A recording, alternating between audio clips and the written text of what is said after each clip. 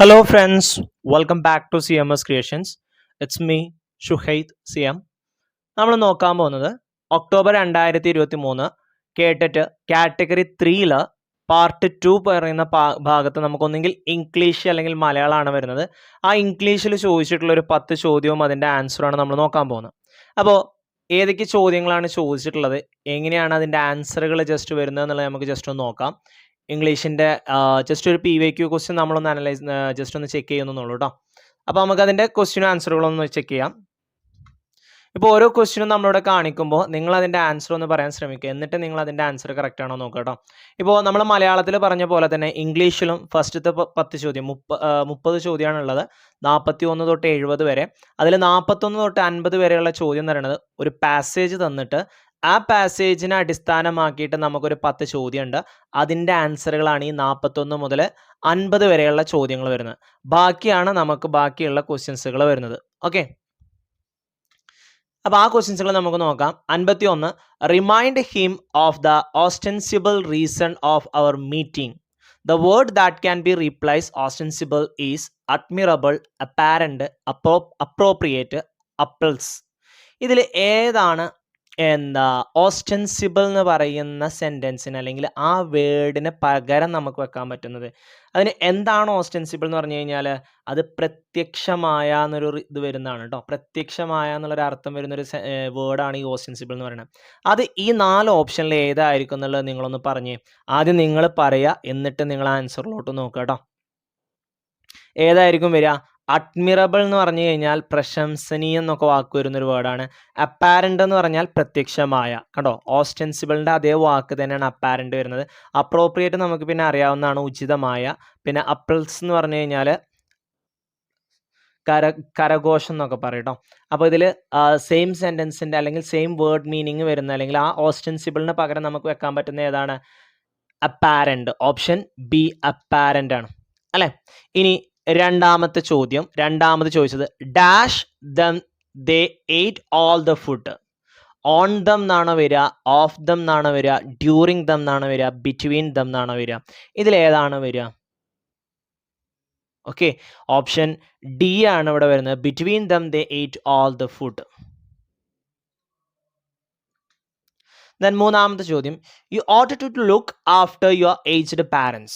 You ought to look after your aged parents. This sentence is expresses an obligation, an assumption, a warning, an ability.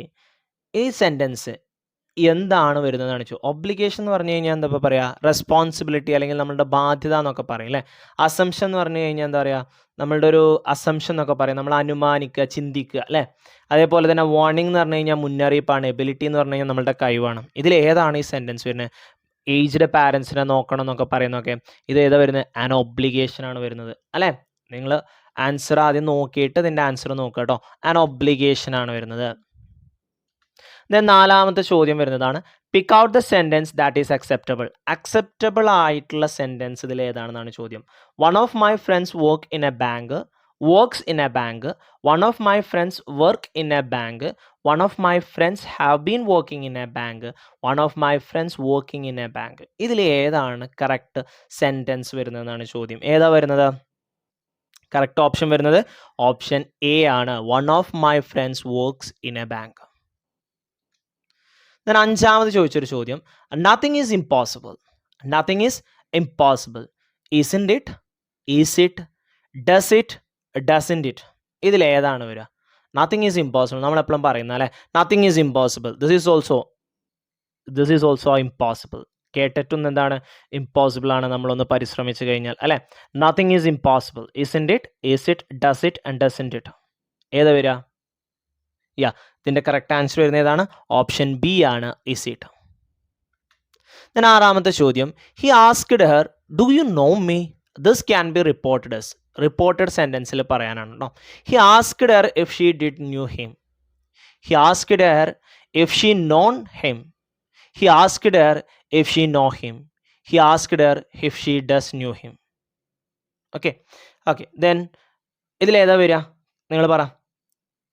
Option C ആണ് വരിക. Okay, option C ആണ് വരിക. He asked her if she new him.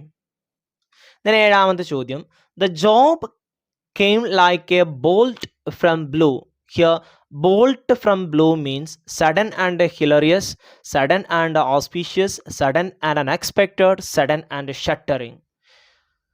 The word bolt from blue, അതെന്താണ് ഇവിടെ മീൻ ചെയ്യുന്നത്? The job came like A bolt from blue. ആ job നമുക്ക് ഇങ്ങനെ കിട്ടി, പെട്ടെന്ന് കിട്ടി എന്നൊക്കെ പറയുന്നൊരു സെൻറ്റൻസ് ആണ് ഈ ബോൾട്ട് ഫ്രം ബ്ലൂ എന്ന് പറയുന്നത്. അതിൻ്റെ അർത്ഥം എന്താണെന്നാണ് ചോദിച്ചിട്ടുള്ളത്, അല്ലെങ്കിൽ ഇതിൽ ഏതാണ് അതിന് അർത്ഥവത്താക്കുന്നതെന്നാണ് ചോദ്യം. ഏതാണ് വരുന്നത്? സഡൻ ആൻഡ് എല്ലാത്തിലും സഡൻ ആണ് അല്ലേ? അപ്പം സഡൻ ആൻഡ് ഏതാ വരിക? കറക്റ്റ് ഓപ്ഷൻ വരുന്നത് അതേ ഓപ്ഷൻ സി ആണ്, സഡൻ ആൻഡ് അൺഎക്സ്പെക്റ്റഡ്. ദെൻ എട്ടാമത്തെ ചോദ്യം, if you saw it you could have made out things, you could make out things, you can make out things, you can made out things. Okay, ഇതിലേതാണ് വരിക? If you saw it ഏതാണ് വരിക? Correct option വരുന്നത് option B ആണ്, you could make out things. Then dash, you try you won't get it. Despite, unless, in spite of, hardly. ഏതാ വരിക? Okay, ഏതാണ്? യാ correct, unless you try you won't get it. Unless you try you won't get it. Okay, what does it dash at? What does it hints at എന്നാണോ? What does it hint at എന്നാണോ? What does it hinted at എന്നാണോ? What does it hinting at എന്നാണോ? എന്താണ് വരിക? Correct വരുന്നത് what does it hint at എന്നാണ് വരിക. Option B ആണ് വരിക. ഓക്കെ, നമ്മളൊരു 10 ക്വസ്റ്റ്യൻ ആണ് നോക്കിയത് ഇംഗ്ലീഷിൽ. ഇനി ഒരു 10 കൂടി ഉണ്ടാവും, നമുക്ക് അടുത്ത വീഡിയോയിൽ നോക്കാം. ഓക്കെ, ഷോർട്ടായി നമ്മൾ ജസ്റ്റ് ക്വസ്റ്റ്യൻ ആൻസർ ഒന്ന് നോക്കുന്നേ ഉള്ളൂ. നമ്മുടെ ബാക്കിയുള്ള ക്ലാസ്സുകൾ സൈക്കോളജിയുടെ അതേപോലെ തന്നെ കേട്ടിട്ടിൻ്റെ മാത്സിൻ്റെ സിലബസ് ബേസ്ഡ് ക്ലാസ്സുകൾ, മാത്സിൻ്റെ ഡീറ്റെയിൽഡ് ആയിട്ടുള്ള പ്രോബ്ലം സോൾവിങ് ക്വസ്റ്റ്യൻസുകളൊക്കെ നമ്മൾ ചെയ്തിട്ടുണ്ട്. അതിൻ്റെയൊക്കെ പ്ലേലിസ്റ്റിൻ്റെ ലിങ്ക് നമ്മുടെ ഡിസ്ക്രിപ്ഷനിലും എൻ്റെ സ്ക്രീനിലൊക്കെ ഉണ്ട്, നിങ്ങൾക്കത് കാണാം. ഓക്കെ, അപ്പോൾ നന്നായിട്ട് വർക്കൗട്ട് ചെയ്യുക.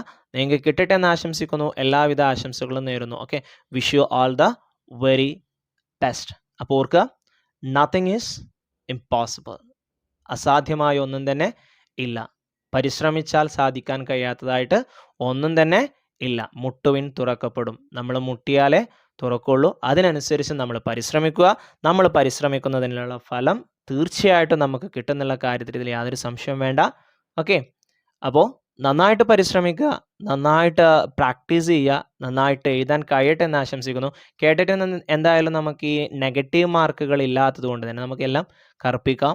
അതിനനുസരിച്ച് എല്ലാം നിങ്ങൾ എക്സാം ഹാളിൽ ചെന്നിരുന്ന് കഴിഞ്ഞാൽ എല്ലാം പബ്ലിഷ് ചെയ്ത് കഴിഞ്ഞതിന് ശേഷം നിങ്ങൾ എണീറ്റ് പോരാവും.